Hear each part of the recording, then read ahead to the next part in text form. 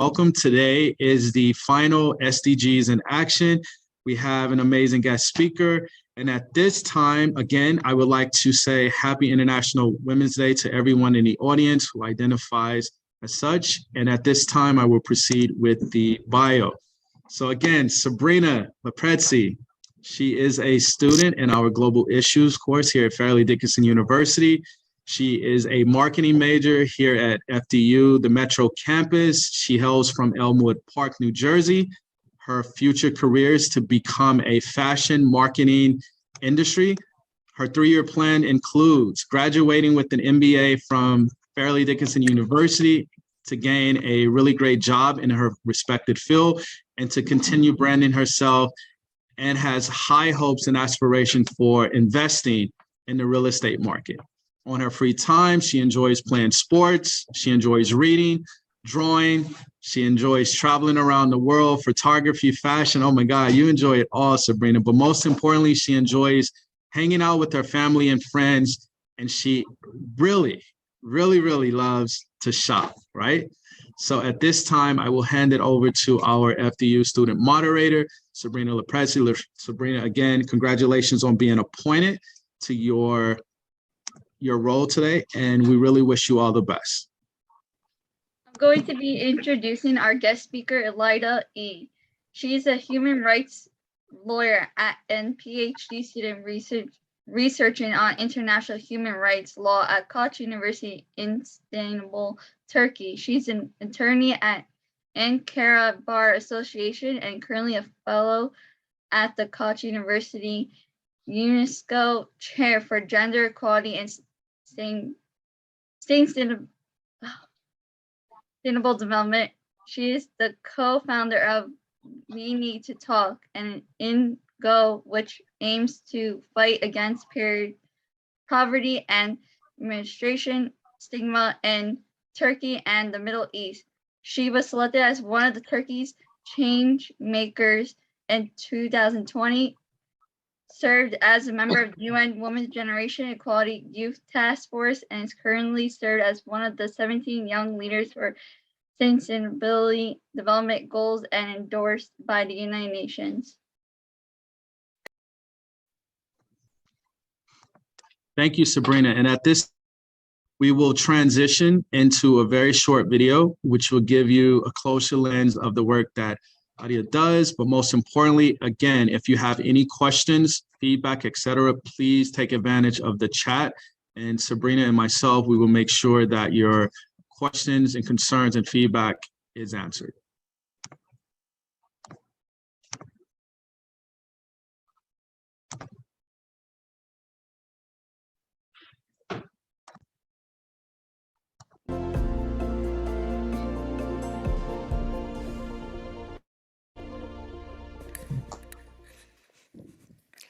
Hello, everyone. My name is İlayda Eskitaşcioğlu. I come from Istanbul, Turkey. I'm a lawyer and a Ph.D. on international human rights law, and I want to empower rural women with this, a sanitary pad. Let me explain it a little further. I want you guys to think about the bloodiest scene you've ever seen. Maybe a Game of Thrones episode or a Quentin Tarantino movie full of bloodshed. These all seem quite normal to us, right? We're pretty much used to it. But when it comes to a woman bleeding through her vagina every month, God forbid. But jokes aside, the huge stigma around menstruation and period poverty, which we never talk about, create bigger problems than we think for millions of women and girls. I founded an initiative named We Need to Talk, and I want to share my story with you. I grew up pretty lucky. My parents were able to provide me with any sanitary products I may need. They clearly explained me what menstruation was, what puberty was, but I was unaware how unlucky some of my peers were. Something happened in 2011. There was a big earthquake in my hometown, and I was volunteering with my family. I was responsible for listing all the items that goes into the aid boxes. Everything was included: canned food, toys, clothes, everything. But sanitary products were missing. We simply don't talk about it. We simply don't think about them. as if women all of a sudden stopped having their periods in the aftermath of a natural disaster. It felt quite weird, but I kept doing my job. However, it got stuck with me. Then, months later, I read a tweet about something Turkish Language Institute did. So basically, they updated their dictionary and added a definition to the word kirli, which means dirty. The added definition is a woman who's menstruating. Now think how a little girl reading that would feel. This act was a reminder to Turkish women and girls on how big of a taboo menstruation is in our society. But thanks to it, I had an epiphany. I started to relentlessly research about the period taboo in my society and in Middle East. As I researched, I decided to focus on one of the most vulnerable groups, which is seasonal agricultural worker women. What I found out was alarming. So we have approximately 3 million seasonal agricultural workers in Turkey, and more than half of them are women. Many of them do not have access to sanitary products and not even clean water. These women who work in the fields work from sunrise till sunset, and at night, they have to take care of the children and housework. This equals to a shift of 18 hours per day. And in addition to that, because they can't afford sanitary products, they use dirty pieces of cloths or leaves when they're on their periods. This causes serious infections and health problems for them. After learning all this, I decided to take action and to break the stigma.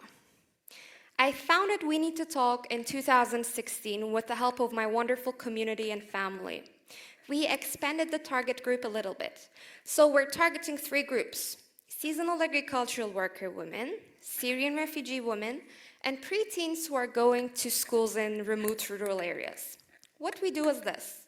We organize field projects, and we provide these women and girls the products they need that would last them for a harvest season or an educational semester.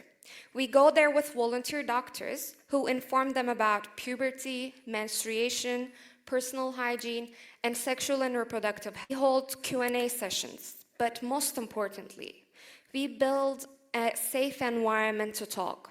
That's why I named my initiative We Need to Talk, because we need to talk more about menstruation if we want to break this taboo. Throughout the field projects that we organized, we met these wonderful, hardworking women. We visited them in their tents, we had face-to-face conversations, and we listened to their stories.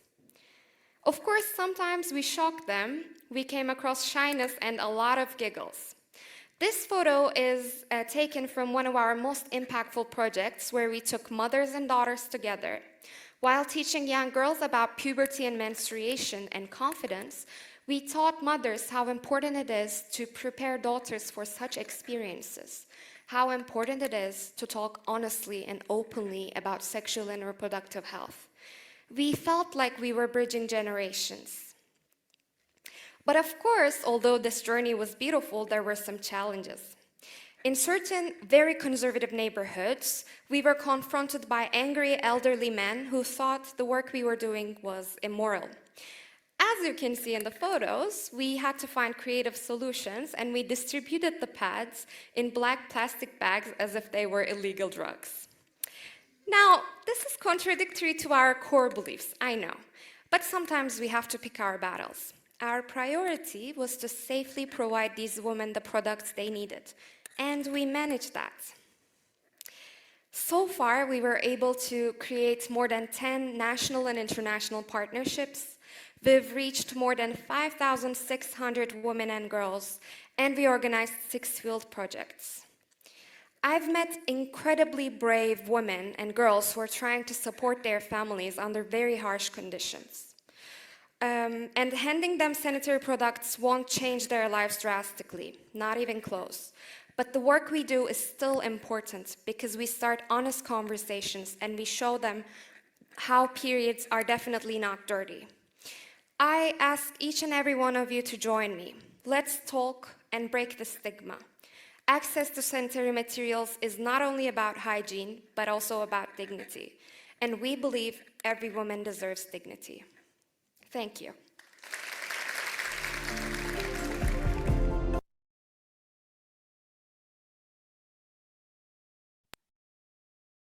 Ilayda, when you become the United Nations Secretary Gender, what will be your first challenge to solve?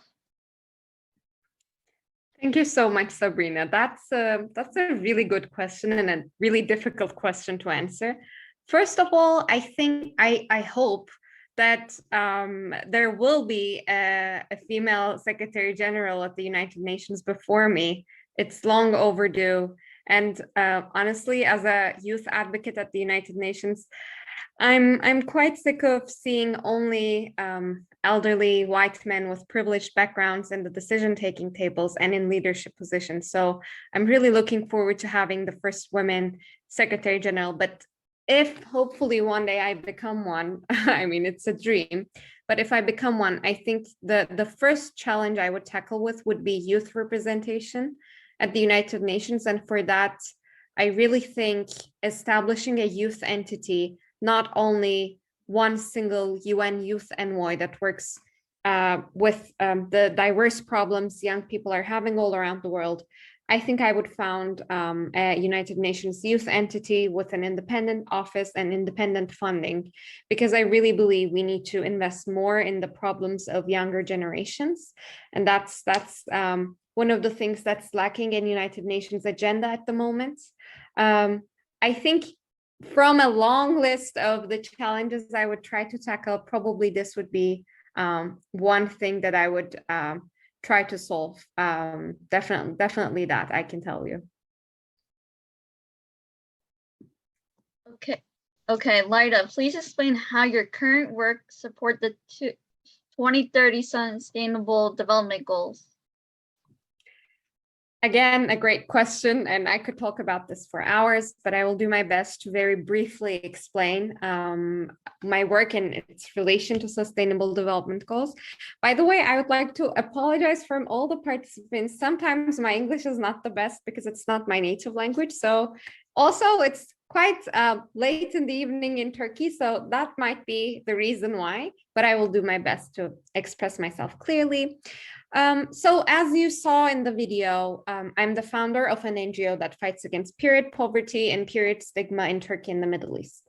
Now, period poverty seems like a very niche topic that has a rather narrow scope, and that might not be the biggest problem when it comes to gender equality. But I think it is related to more than one sustainable development goal. It is definitely about Sustainable Development Goal number 5, which is gender equality. Period poverty, people's lack of access to menstrual products, is a manifestation of gender inequality. Definitely, that's the core problem that we're handling. But I think it's important to have an intersectional approach here. This problem is also about deep poverty, which is related to SDG 1. This problem is also about women's representation and decision-making mechanisms. And I will be talking about that a little bit. The unjust taxation of menstrual products is heavily related with representation of women in decision-making mechanisms. It's about sexual and reproductive health and rights. It's about taboo cultures. So this is not only a gender inequality problem. It has many more different dimensions into it. And by fighting against period poverty, I think I'm trying to approach the ocean of problems only from one perspective, but I definitely think it's an important cause, and it is related to many other sustainable development goals.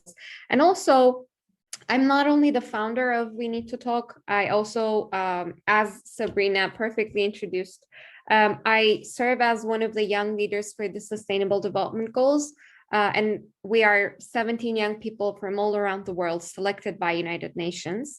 What we do basically is we try to amplify the amazing work that young people do with regard to sustainable development goals. We try to amplify their voices, and we try to advise United Nations entities to make sure they include young people's perspectives and solutions into the Sustainable Development Goals agenda, which ends, I mean, our deadline is in 2030. There's not much time left, and we have to tackle with a huge global pandemic that was never seen before, at least for our generation. It's a first time thing. So yes, the deadline is approaching, and we have very aspiring aims, goals that we want to reach. And we believe this won't be possible. We won't be able to achieve the Sustainable Development Goals without actually meaningfully including young people into the process. So that's the work that I do, and that is how I kind of build a connection between my work and Sustainable Development Goals. Sabrina, if it's okay, maybe I can transition into my presentation here. I know that the question was perfect, and I think it's a good time for me to kind of get into that. What do you think? Yes, that's okay. Okay. Is that okay with you, Professor Gooding? Absolutely. Okay, lovely.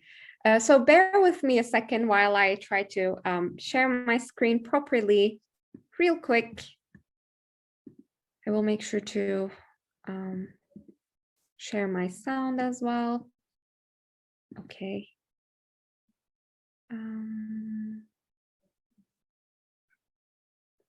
Just a second, please.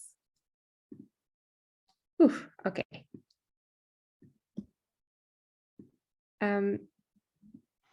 You can see the screen that I'm sharing right now, I hope.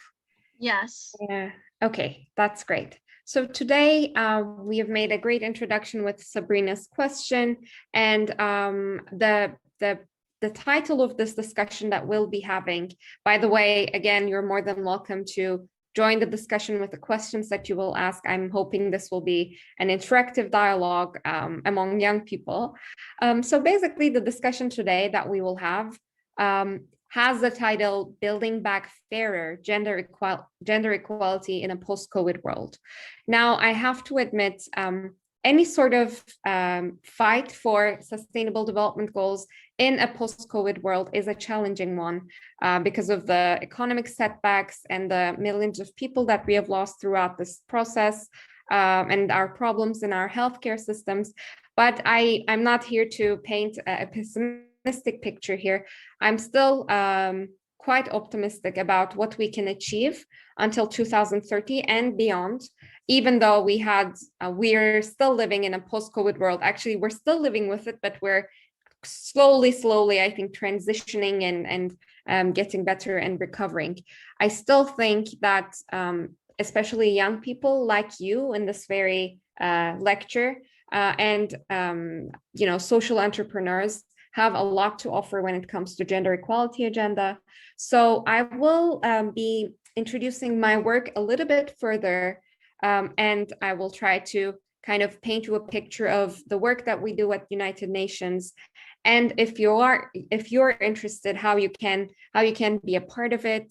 And again, the bridges that we're building between our work and the Sustainable Development Goals agenda at the United Nations. So Sabrina did a great job introducing me. I won't be talking too much about myself, but as you have heard, I'm a Ph.D. researcher. I'm a lawyer. Human rights law, international human rights law is my area, and I'm heavily interested in United Nations human rights systems.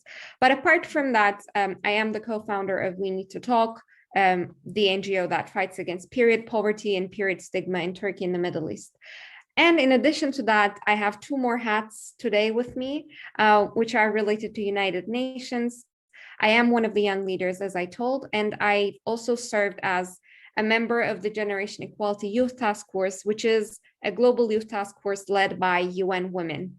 I will be talking about that, no worries. I know it's filled with these technical terms, but all the roles that I play and I serve as is definitely related to the discussion that we will have today. Of course, as a young leader, by the way, I mostly focus my work around SDG 5, which is on gender equality. And with fellow colleagues and youth activists, we do our very best to bring youth's perspective to the table in every single possible platform, mostly at United Nations entities and events. So I first want to talk a little bit further about We Need to Talk and a topic that is very near and dear to my heart, which is period poverty and period stigma. I founded We Need to Talk back in 2016, and we're fighting against period poverty and stigma in Turkey. But you may wonder, what is period poverty? It's a weird term, I know, but to put it very simply, if I had to define period poverty, it's the lack of access of menstruators to any kind of menstrual products that they may need when they're on their periods. It could be tampons, it could be sanitary pads, menstrual cups, whatever they need. Millions of menstruators, mostly women and girls, do not have access to these basic hygiene products, a clean and safe space like a clean toilet, for example, to manage their menstrual hygiene, and most importantly, clear and valid information about puberty and menstruation. They do not have access to these, and these are different dimensions of how people around the world are experiencing period poverty. So one of the main reasons for period poverty, for people not being able to afford menstrual products, is the unjust taxation of menstrual products. We also call that the tampon tax, which is a term used quite a lot in the United States. So you might be more familiar with tampon tax term instead. The main reason, obviously, is because the predominantly male non-menstruating decision makers have taxed these products, these essential products, as luxurious cosmetic goods for years and years. Thankfully, right now, there's a global movement, and states have started to either abolish or decrease the tampon taxes, the heavy rates of taxes that they take from menstrual products. But still, many countries, like my country, Turkey, these products are heavily taxed. For example, in Turkey, we have to pay 18% value-added tax for menstrual products, which is a tax rate that is higher than the tax we pay for diamonds or caviar or luxurious boats. I know it's very surreal, but it's a reality, and it makes menstrual products very inaccessible and unaffordable for millions of people. In addition, not only in Turkey or the Middle East, but all around the world, there is a stigma, there's a taboo culture around menstruation, and it's leaving women and girls unprepared and uninformed for this very natural biological experience. I don't know the context in the United States. I'm pretty sure it is much better there, but in the Middle East and especially in Southeast Asia, the taboo culture is associating menstruation with shame and guilt, and this turns into a vicious cycle. I have I have organized field projects all across Middle East, and in a lot of the times that I visited children, they have asked me, is menstruation a sin? Is getting your period a sin?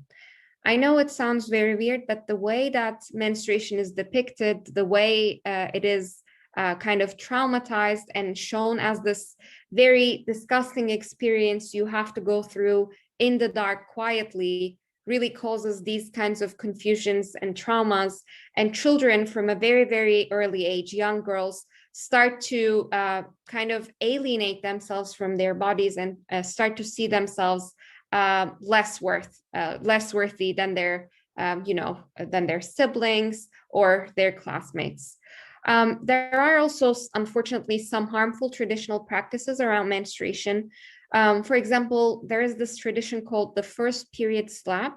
It is commonly practiced, unfortunately, in the Middle East, in Balkans region, and in Eastern Europe.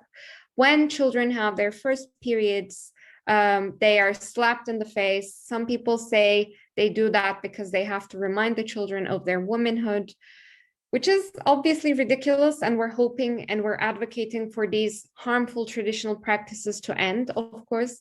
There's also a practice called chow padi, which is commonly practiced in Nepal and Southeast Asia, which is basically isolating women and girls from their family lives and households and forcing them to stay outside in little huts that they build from mud, since they're considered impure during these times.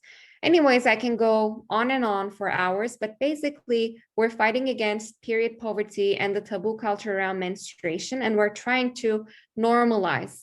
That's the reason why I named my NGO We Need to Talk, because we believe talking is the first step towards destroying the stigma and the taboo culture. Once we start talking, we can ask our questions, we can build safe spaces, and we can normalize this very, very natural biological experience. So what we do in We Need to Talk is we travel all across Turkey and the Middle East. We organize field projects. We go out there with volunteer doctors, and we hold these training sessions with women and girls.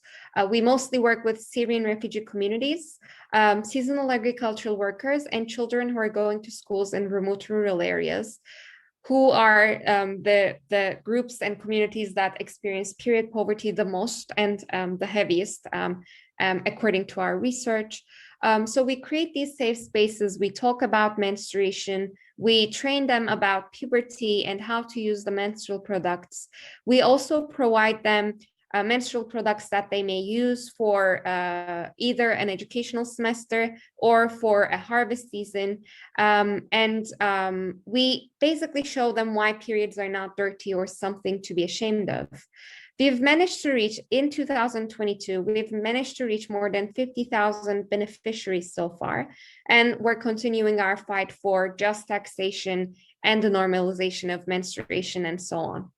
I'm super sorry. I know I've talked a bit too much about myself, but to conclude, I'm standing here among you guys, and what I will share will come from a triple perspective from now on, from the perspective of a young academic, from the perspective of an activist on the field fighting against period poverty, and from the perspective of a youth advocate at the United Nations level. So this is basically the work that I do in We Need to Talk, and I'm very passionate about it. We have a team of young feminist women who are helping us, who are volunteering, who are organizing these trainings all across Turkey and the Middle East. And we're excited for what is there for us in the future. I just got an email a couple of hours ago, and we have learned that one of the members of the parliament have submitted a legislative proposal for the decrease in the taxes of menstrual products. And they have referred to our work in that legislative proposal. So I'm very proud and excited. But I have to say, it took us 5 years for that legislative proposal to be submitted. So it's a painfully slow process, I can tell that much. Okay, so this is only a part of the work that we do. You can see some of the artwork that we use for our campaigns and social media. Again, we're continuing our fight. This is one aspect of the work that I do. And as you can guess, we always try to promote sustainable solutions for period poverty, both economically sustainable and ecologically sustainable. We always try to keep in our minds climate crisis and other sustainability related problems. And we're trying to find solutions that are fairer, more sustainable, and greener. And we always try to do our best to connect our work, no matter what you work on, no matter what your social entrepreneurship or your cause focuses on, you can always connect it, and you should always connect it to the Sustainable Development Goals agenda, which is basically the agenda for a fairer, more sustainable future. So here I would like to transition to the work I do as a young leader for the Sustainable Development Goals. I don't know if you are, the students in this meeting are familiar with Sustainable Development Goals, but I think you might be familiar with the colorful images that they use for them. Basically, Sustainable Development Goals, which are also known as the Global Goals, are a collection of 17 interlinked global goals that are designed to be a blueprint to achieve a better and more sustainable future for all. They were set at the United Nations General Assembly back in 2015, and they're intended to be achieved by the year 2030. I know it's ambitious, but still, I'm quite hopeful. Even though maybe we won't be able to achieve every single item on the list for the Sustainable Development Goals agenda, I'm pretty sure we can achieve a lot until 2030. And they're included in this UN resolution called the 2030 Agenda which is known as Agenda 2030. The 17 Sustainable Development Goals are listed here. I won't go through every single one of them, but basically I can say that I mostly work around number 1, no poverty, number 4, quality education, especially for girls, number 5, gender equality, number 6, clean water and sanitation, since access to menstrual products is also heavily related with sanitation. And I think a very important sustainable development goals that is for everyone, number 17, partnerships for the goals. These are what my work mostly focuses on, but of course the other sustainable development goals are equally important. So as I told you, I'm a part of this project called Young Leaders. Every 2 years, with the initiative of the Office of Secretary General's Envoy on Youth, United Nations recognizes 17 young changemakers. And I am one of them. I'm very honored for my role. We basically put our efforts to combat the world's most pressing issues. And the main aim of this program is to catalyze the achievement of the SDGs, to provide examples for young people to bring SDG solutions. By the way, the applications for the new cohort of the young leaders have just opened. I will be sharing a link for the application form and more information about the program once I'm done with my presentation. I highly suggest, if any of you are interested in sustainable development goals, you can definitely be one of the next young leaders, and I highly suggest you to apply for this program. So yes, as we know, sustainable development goals are a clear example of how young people are leading the way in shaping a more sustainable and inclusive future for all. I'm serving with amazing young leaders. We're between the ages 18 to 29, and we represent the diverse voices of young people from different regions, different constituencies. For example, we have Sienna Castellano, who's a fighter for the right of education of autistic youth in the United Kingdom. We have Vanessa Nakate, a Ugandan climate activist. We have Jichan Lu, who developed an app to eliminate food waste in rural China. We have Tim Losurdo, who's working for the inclusion of people of color in democratic institutions in Australia. And I'm simply so proud to be one of them. As young leaders, we have the chance to work alongside SDG advocates appointed by the Secretary General Guterres, like Nadia Murad or Jack Ma, the Prime Minister of Norway, or Director Richard Curtis. I have this video for you here. I will try to play it. It perfectly explains our mandate, and I would love you to see the other young leaders. It takes some time to open, so please bear with me.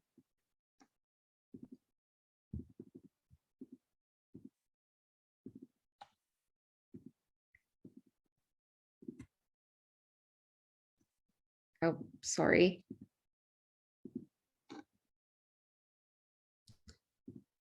Oh, well, I was working. Oh, yeah. Hello, everyone. An important part of what I do as the United Nations Secretary General's Envoy on Youth is recognizing and highlighting the work and the passion of the many young people who are leading movements, innovating, and driving change to achieve the Sustainable Development Goals.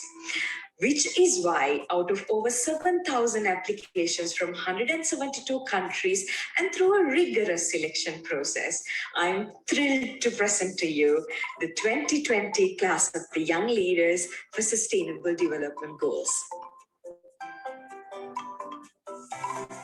As young leaders, we will come together as a community. We will learn from each other and gain insights and skills. We will work to engage with young people from all around the world. We are entrepreneurs, artists, activists, inventors. We're all outlets for change. From combating the climate crisis to education for all, to fighting for disability inclusion. We are all working with our communities against convention to achieve the SDGs. We are excited that our commitments to create a more sustainable, just, and peaceful world has been recognized by the United Nations. And we are the young leaders for the SDGs. We are just getting started.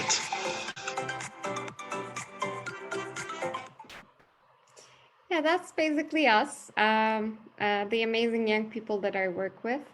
And again, I highly suggest you to apply for the program or take a look into the projects that UN Youth NY is initiating. As I shared before, I have another role at the United Nations. I've served as a member of the Generation Equality Youth Task Force, which was led by UN Women.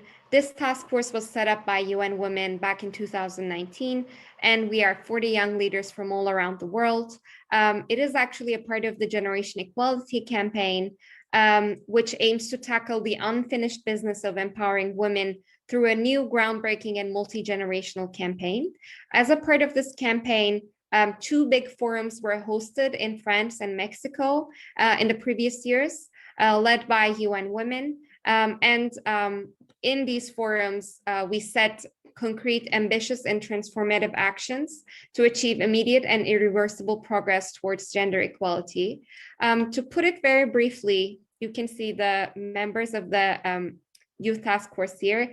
Again, we're young people from all across the world, and we represent different regions, different countries, we speak different languages, and we represent different constituencies. We basically aim to represent young people in all our diversity and intersectionality, and we want to facilitate youth leadership and participation. We're aiming to be at the driving seat of the gender equality agenda and to be the leading generation. One of the most important core elements of the work that we do is intergenerational dialogue, because we believe, by the way, I myself am not a member of Gen Z, for example. I'm a late millennial, or we can call zillennial, but I'm very proud of the work that my amazing Gen Z activist friends do. So what we're trying to do is we're trying to bridge the communication and dialogue among generations, because that is very, very crucial if we want to achieve the gender equality agenda till 2030. As I said, you can see the young people represented in our task force. We represent diverse constituencies, including young people living with HIV, disabilities, LGBTIQ+ youth, adolescents, indigenous youth, Afro-descendants from all across the world, ethnic, religious, and caste minorities, health sector professionals, climate justice activists. We have activists defending queer Muslim youth's rights, to indigenous climate justice activists, to people fighting against sexist work culture in Japan, to Syrian refugee youth working in STEM, and so on. This is a colorful youth journey roadmap that we have come up with. Again, I will be sharing the link for further details if you're interested. Throughout this colorful map, you can see that we have achieved what we've achieved so far and what we're doing to kind of get in touch with young people from all around the world. We, as you can see here, we organize regional dialogues, intergenerational dialogues, curated discussions, and sub-regional dialogues and events all around the world. We advise UN Women regarding youth policies on gender equality, and we make sure to join pretty much every gender equality related event throughout the world, making sure to send at least a member. We connect youth-led and youth-serving civil society from all around the world, and we've intervened in many political documents and reviewed reports so far. So this is basically the work that I do. I'm very sorry that I had to talk. I don't feel very comfortable talking about the work that I do for so long, but I'm just hoping it might be, it might give you ideas if you are interested in sustainable development goals, and I think you are, since you are in this discussion right now. Some of the options that you might have if you are interested in advocating for youth rights. I just want to remind you and share one of the famous words of Kofi Annan: "You're never too young to lead and never too old to learn." I really love this quote a lot, and this is indeed inspiring and encouraging. But of course, as young people working for sustainable development goals and advocating for youth rights, there have been times in which we come across a lot of barriers. You can see this little meme here. I love it a lot.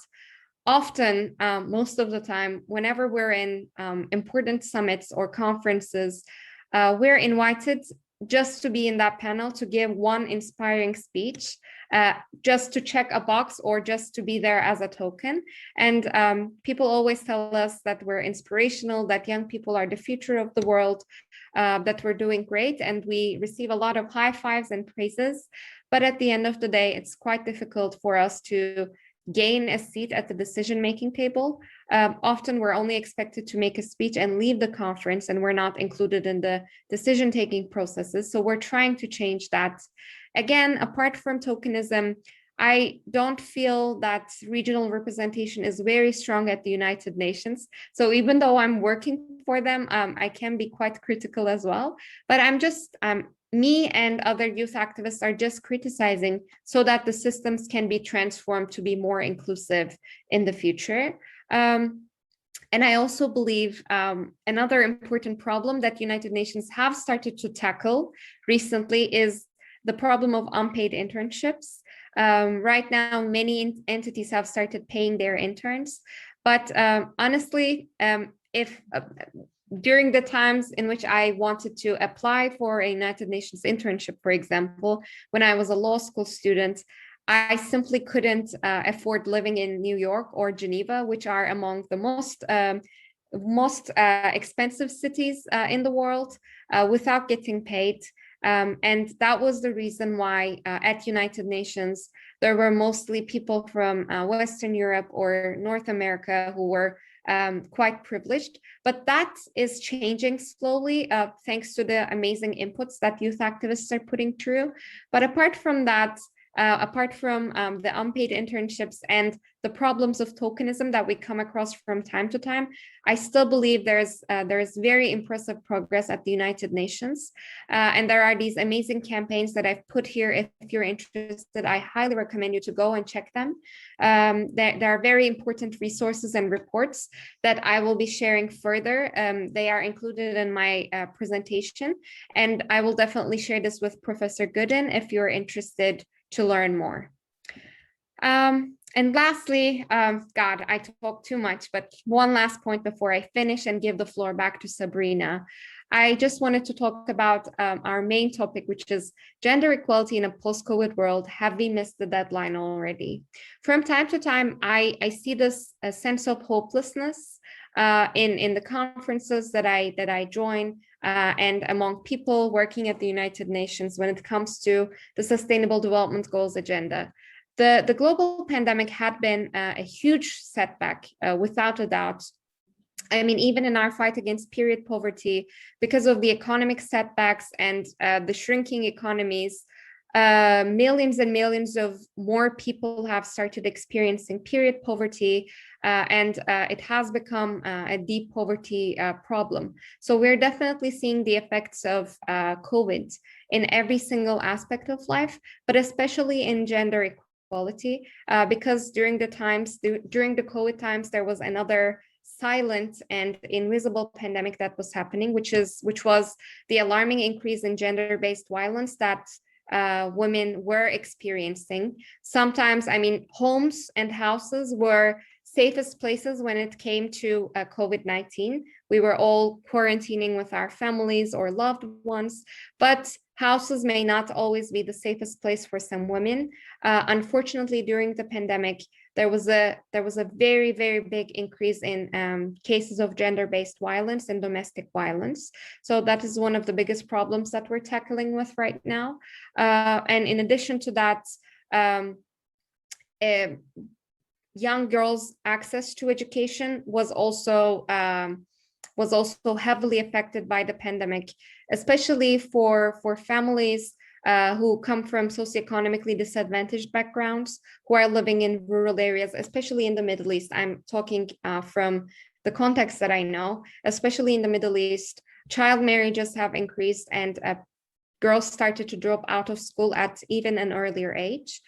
Even though this is a quite pessimistic picture that I'm painting right now, I still believe that we have a chance, and we can achieve a lot despite the fact that we have gone through this global pandemic. I still believe there's a lot of progress that we can do when it comes to gender equality, because young people are at the driving seat now, and because we're kind of bridging an intergenerational dialogue. I will stop here, I think. I just wanted to make sure that, I still have an optimistic view in how the progress will be from now on. I have gathered some platforms if you are interested to engage further in sustainable development goals and the United Nations.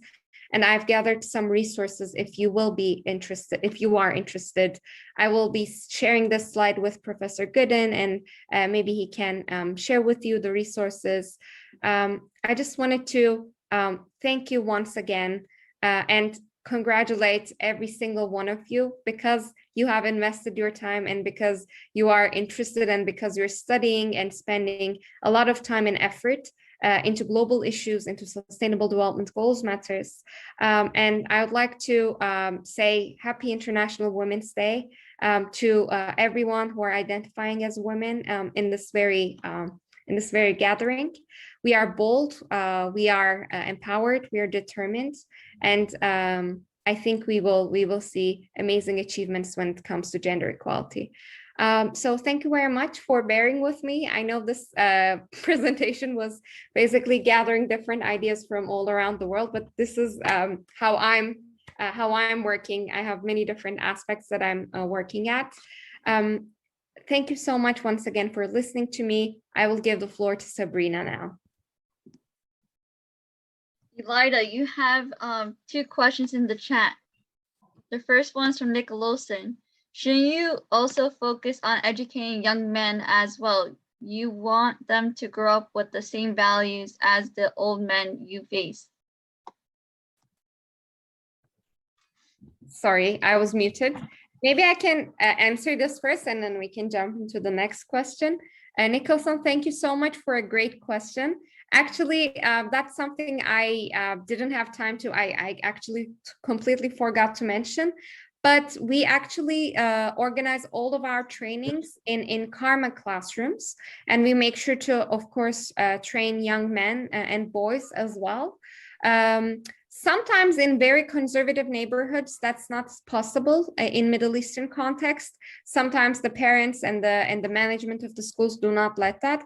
But every single opportunity that we find, we make sure to educate young men and boys as well. I clearly remember there was one time in which a boy approached to me and very quietly told me, thank you so much for explaining what periods are. I actually thought girls were peeing their pants, but he was right, because I don't know United States, but in Turkey, in TV ads for sanitary products, they're using this weird mysterious blue liquid instead of using, a red colored liquid, or instead of using blood in the TV ads.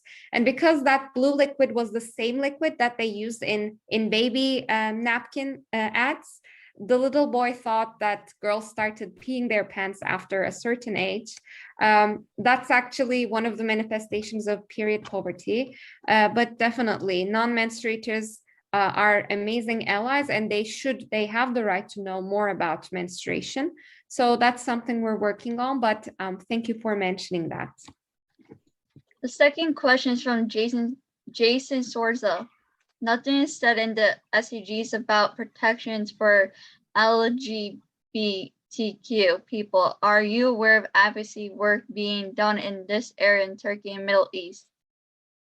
Thank you so much, Jason. That's a wonderful question. I agree, and we've criticized this as well. Unfortunately, the rights of LGBTQI plus people are, I won't say not recognized, because we have the Pride Week, Pride Month celebrations, and we have amazing youth events that are happening with the support of United Nations. But yes, unfortunately, the rights of LGBTQI plus people were not openly included at the Sustainable Development Goals. We're hoping that this will change with the new Sustainable Development Goal agenda that will be formed after 2030. I think it is unacceptable in this year and in this time. In Turkey and the Middle East, here's the thing. I am even though I'm a cisgender woman, I'm working as an ally to many LGBTQI plus communities, and we're trying to kind of amplify their menstruation experiences into our work. But in Turkey and the Middle East, unfortunately, our priorities are a little different, because we try to make sure we can guarantee their right to live, their right to work. Unfortunately, there are a lot of killings of trans folks in the Middle East and Turkey at the moment. So right now, instead of including LGBTQI rights into legislations and policies, unfortunately, I mean, the time for that will come, 100% sure, but we're trying to make sure that they are safe and they can have the right to work, they can have the right to marry, the right to they have the right for education in Turkey, at least. That's not possible and available in other Middle Eastern countries, but we're working very hard. We still have amazing Pride Month celebrations here in Turkey and Middle East, but it has to be more subtle for the sake of the security of LGBTQI plus community. But we're working towards it. And even though they're not included in the Sustainable Development Goals openly, which is a shame, we can't think of reducing inequalities, or we can't think of a future free from discrimination without including the rights of LGBTQI plus people. So I think even though it should have been there clearly, they should have included that clearly. I think it's given. Like we can't ignore their rights and their involvement and their meaningful participation in the movement. So I agree with you. I couldn't agree more. But again, I'm hoping with all my heart that in Turkey one day we will be able to celebrate the Pride Month with all of its joy and glory that I'm seeing at United States or Europe. The time will come, but the progress is a little different here, and our priorities is a little different, unfortunately. Okay, great, awesome. So I want to turn it over to my global issues course. I have a few students here in class. So just so you can see everyone. 1 second.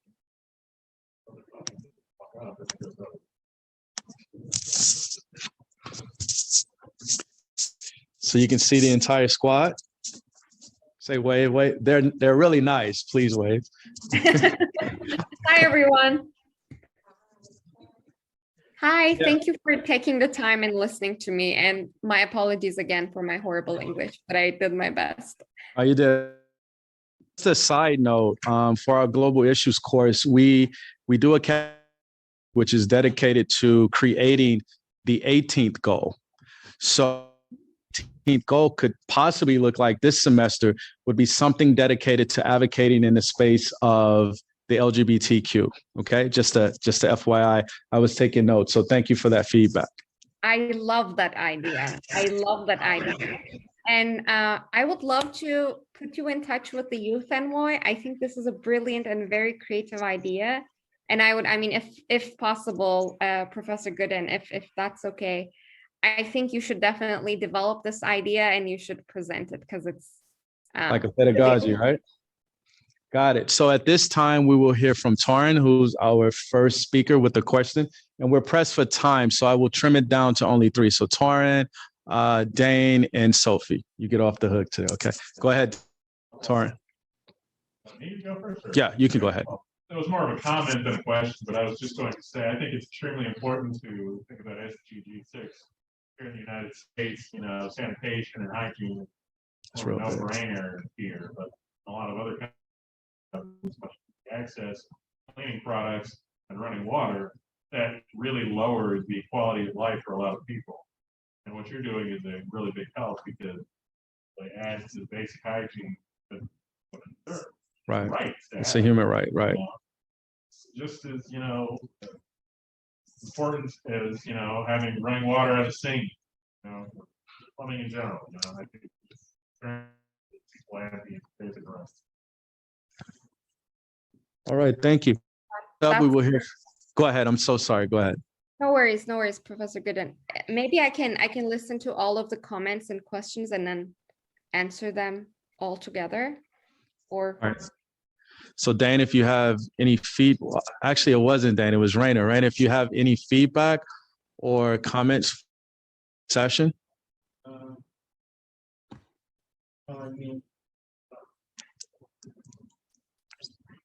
Maybe something stood out the most. I mean, what stood out to me like the most was some of the traditions that some countries have when women get their period, such as Asia, that people have to live in. I believe that is totally disgusting. So overall, I mean, now I really understand the importance of advocating for these, right? Especially in the Middle East, that tends to be more conservative. Right. Okay. Thank you, Rainer. And last but not least, since it is International Women's Day, we will hear the last voice will be a woman. So Sophie, your feedback.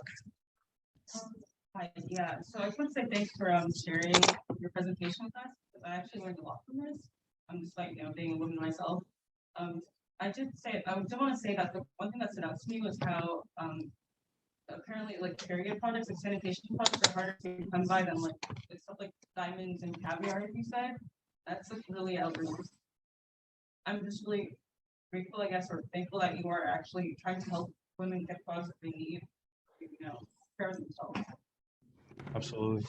And I would just like to build on that. One of my students, please stand. He actually had the first question in the chat. I just want to say that, talking about gender equality or gender inequality, the male figure must be in discussions, especially from a lens of quality education, which goes back to the SDGs. So as you answer the questions for the students, I hope we can reference also the importance of quality ed. Thank you. Yeah, I couldn't agree more. Can I jump in real quick just to say a few things, Professor Gooden? Do we have? Right ahead. It's all yours. Okay, that's great. Thank you so much, everyone, for your very kind words. It means a lot to me. It means a lot to me as a Middle Eastern activist that I'm talking to amazing students at the United States. It is. Okay, English is not my best friend apparently at this hour, but it really means a lot, and thank you so much for your brilliant comments and questions. One of the students mentioned SDG 6, the connection to SDG 6. I couldn't agree more. Access to sanitation is incredibly important, and it directly affects our livelihoods and our health. If menstrual products are not used regularly and properly, it can lead into many health problems, vaginal infections, and so on. But yeah, access to clean water, access to clean toilets, I think they're incredibly important. And for the United States context, I know that there are a lot of period poverty activists out there. I know that homelessness is an important problem at United States. So we have heard that menstruating homeless people, mostly homeless women, are going through serious problems, and they are experiencing period poverty in a serious way. So there are amazing NGOs based in the United Nations that are working with homeless communities that are definitely in need of support when it comes to access to menstrual products. There was another student who mentioned the traditions. I couldn't agree more. Yes, I know they might be shocking to you. They might sound very interesting and very bizarre, but these are the realities of many young women around the world. Having said this, I have to say, we never judge or we never shake our fingers at anyone when it comes to menstruation. We never force people to go out and say out loud that they're on their periods or to use menstrual products. If they want that to be a private experience, it can be a private experience. We just want to make sure everyone feels prepared, everyone has the information and has access to the menstrual products.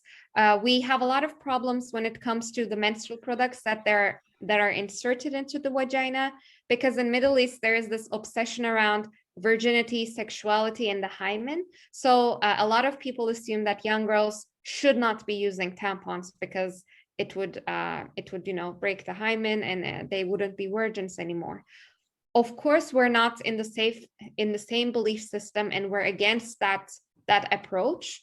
But we try to always keep in mind that this is the reality a lot of young girls are living in, and we never push a certain type of menstrual products. We instead introduce different kinds of menstrual products, and we always say women are the ones who can decide the best product that they want to use.